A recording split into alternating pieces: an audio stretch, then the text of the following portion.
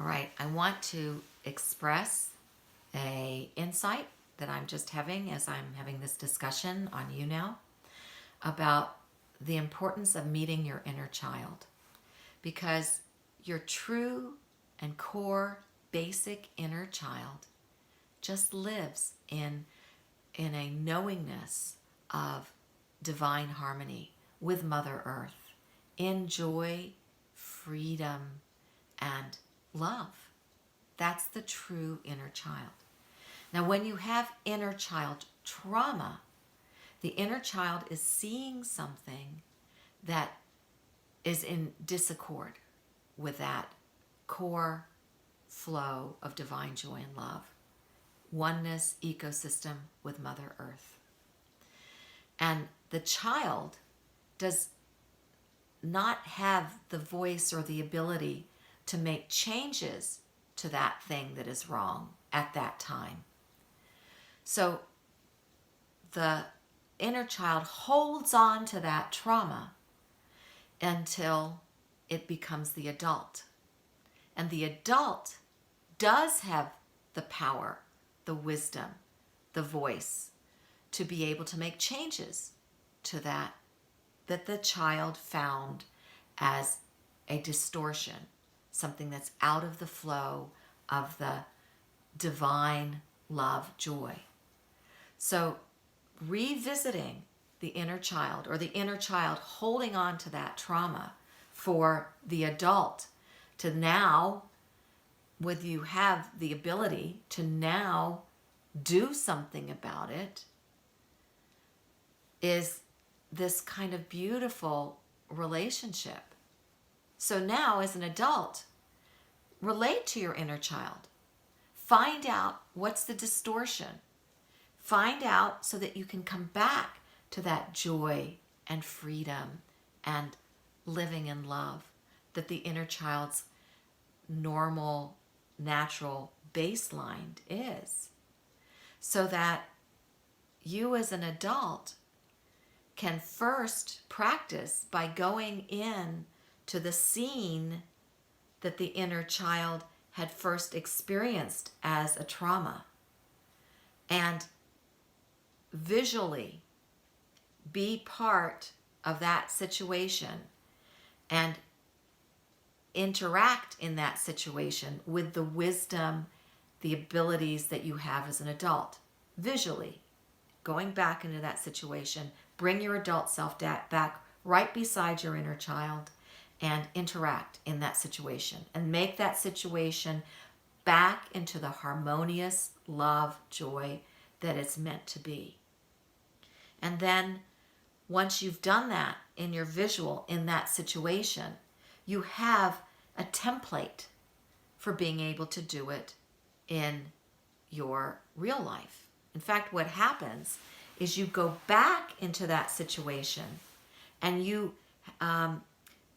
actually time travel. You actually change that situation. And you change that situation by having your adult ability to rethink, to rework. And in changing those thoughts of what happens there, you change the emotions. And when you change the emotions, you've changed the vibration, the energy vibration. That's your energy currency. That energy vibration then stays with you permanent. It's permanent. It's eternal. The energy vibration is permanent and eternal. And you change it back into the love and the joy by resolving whatever thoughts, whatever was going on at that time in your visual, in your imagination, in your creativity. You actually go back into that situation, bringing your adult self, altering that situation so that the resonance of that resolve comes into your present. And in your present, you are a richer person. You're a person who has resolved an injustice or something that's not right, that has been held within you as a capsule of inner child trauma, waiting like a time capsule, waiting for the time that you have the wisdom, the spiritual practice, the heart technology to be able to alchemize what was distorted and what was wrong into love and joy and freedom once again. So this is inner work, but it's the inner work that makes the external world. And that's what we all are asked to do with every obstacle to our joy and love, is to do the inner work to alchemize this obstacle, whatever it is, a feeling of loneliness, a feeling of not being heard, a feeling of isolation, a feeling of being belittled or being victim, whatever that feeling is, we bring in our capabilities as our matured self, matured in our spiritual practices, our heart technology, to be able to alchemize it into the love and joy that it is originally meant to be. And if we're finding that we don't have all the tools and skills, then as an adult, we know how to find those tools and skills. There are so many videos and workshops and everything for many, many heart technologies. My Patreon has many, many of those. And it refers to many other people who give these heart technologies to be able to alchemize that which is disease, distorted, uncomfortable, into the baseline flow of love and joy, which is Mother Earth's ecosystem, the universe's ecosystem. And that is what we ultimately belong into. And the uncomfortable feelings are just like warning systems that are saying you're out of line. You're out of the center of the love and flow. You're out of line. Your thinking is out of line. And you need to look at it and shift it to being in line, alchemizing the obstacles. And it requires getting more abilities of insight and self-awareness and spiritual practices and heart technologies, and be okay with where you're at.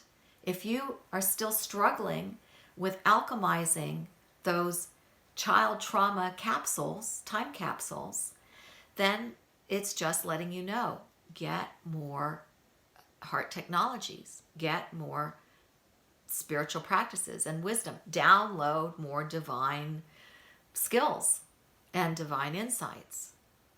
So you're perfect at where you are. Just allow yourself to observe where you are and observe these inner child trauma capsules, what they are saying, what they are asking you to address.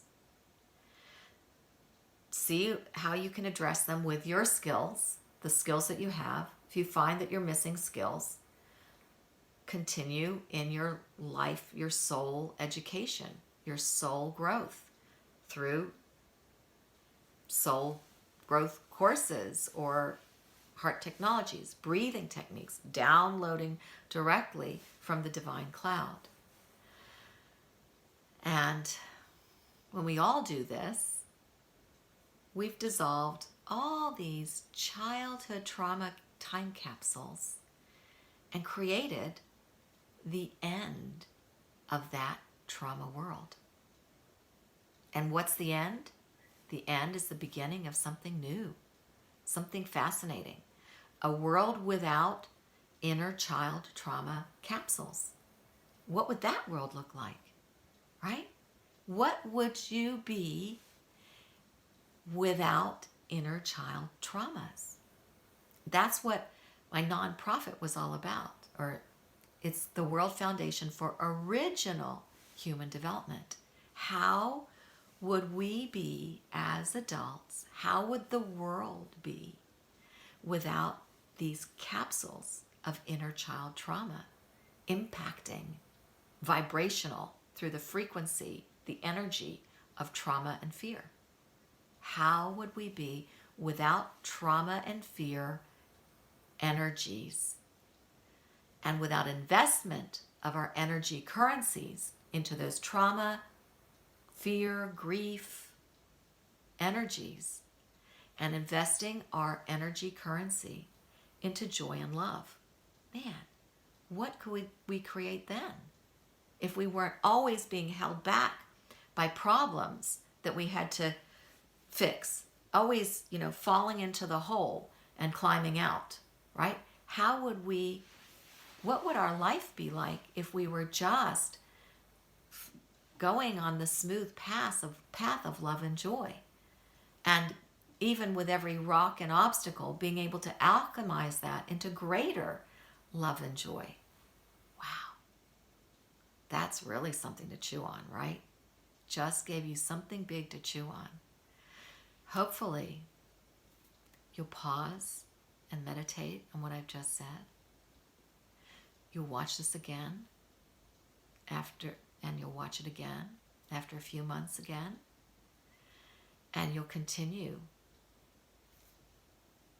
alchemizing, using that shit as fertilizer, using that crap as fuel for your blossoming into the beautiful fragrance of love and joy, even more, and even more. Blessings.